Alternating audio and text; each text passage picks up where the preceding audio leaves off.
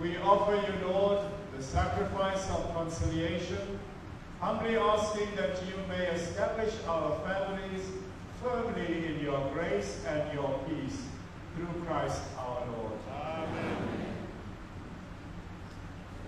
The Lord be with you.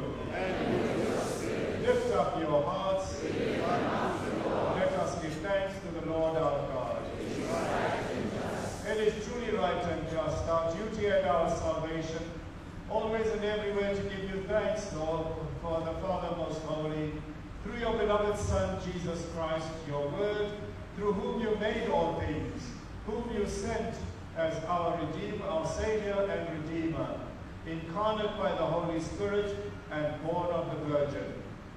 Fulfilling your will and gaining for you a holy people, he stretched out his hands as he endured his passion, so as to break the bonds of death and manifest the resurrection.